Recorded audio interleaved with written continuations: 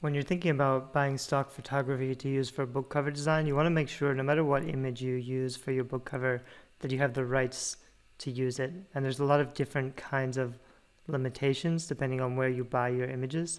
And you're going to need to be careful with it. On the other hand, things are probably not as dire as you would first imagine or as other people tell you. Different stock photography sites have their own rules, so you got to check them carefully. But sometimes when you would assume you would have to use the extended license, actually it's not always true. Often the standard license is good enough for book covers, and I'll show you why. This would be a comprehensive extended license and a print-only license on 123rf.com, and this is under the extended. So you would want to read the fine print basically and see what it says.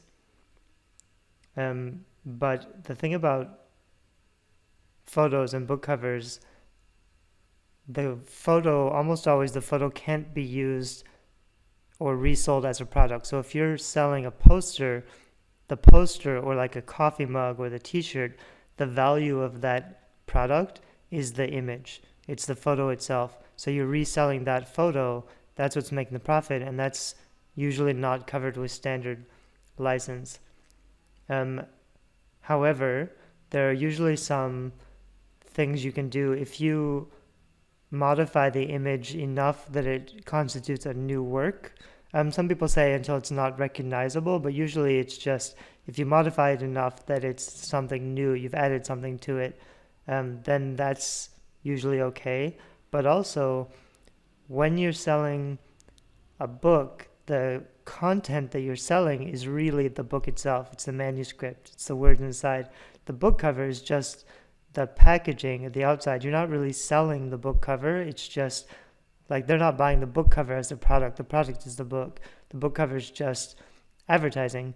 And in a lot of cases for standard distribution or standard licensing, you can use the image in advertising as long as you're not selling the image itself. And it depends which ones you're looking at. Different sites are not all the same. But for example, one I was reading recently was Fotalia, because we weren't sure if we needed the standard or the extended. And you would assume you need the extended, but actually if you're reading through the standard one,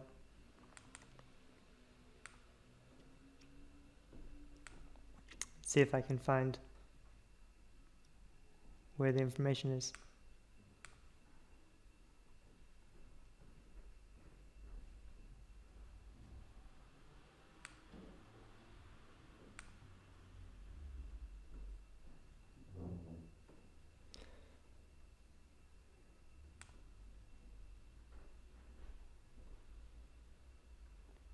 So there's standard and extended.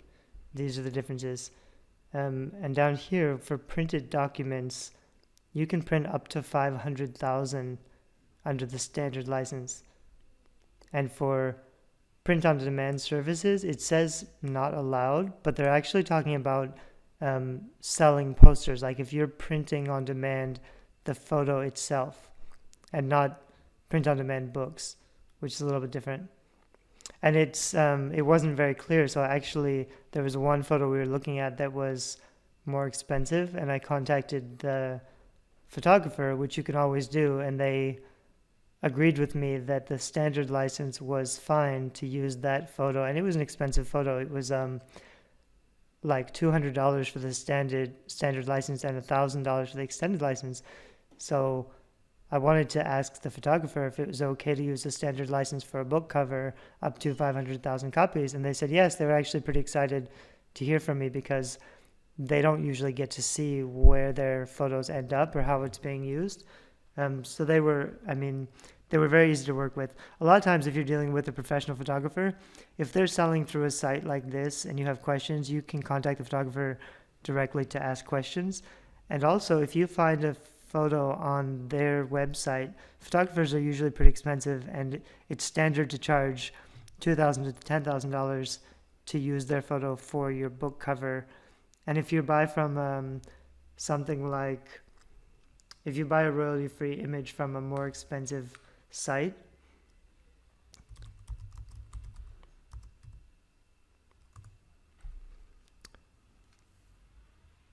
then oftentimes they'll, like Getty Images, that's what I was thinking of. Getty will ask you to fill out a form, and they'll ask you, how many copies are you printing, who are you going to sell to. They have a lot of different criteria, and based on the form, they'll give you a price, and the price is usually pretty high. But if you contact photographers directly, you can also usually negotiate something like, well, I'll pay you $500 now, and I'll pay you your full rate if we sell more than 10,000 copies or something, which makes it easy for you to start out using something and not paying very much. But also, because otherwise a lot of professional photographers, they're not interested in selling their works cheap because they need to make a living. But they're usually amenable to some kind of a contract where what they don't want to happen is you pay them, a little bit of money, and then you become a multi-million best-selling author and make tons of money based on their photo, and they don't get anything back. So it's nice to give them something where you say, if I sell this many copies, I'll give you at least, your basic rates, if not more. But anyway, so I was saying, this can be kind of confusing, but you can always check in with the photographer. And it's the same on any of these sites. You'd want to look at the standard license or the extended license, and then see items for resale, limited run, unlimited reproduction. This is actually pretty good for iStock. It's only 18 credits, which isn't very many. So you find out what you want to use it for. If you're in doubt, on the one hand, it's nice to get the extended license. On the other hand, what I would do for my own books is I'll buy the standard license, assuming I'm not going to sell 500,000 copies. You're lucky if you sell 10,000 copies if you're a self-published author. I try to shoot, for a lot of the books I'm putting out now, I'm going to shoot for 100,000 copies. If I sold more than 100,000 copies, or I was getting a lot of press and a lot of people were talking about my book, then I would go back. If I was earning money, I'd go back and I'd buy the extended license just to cover myself.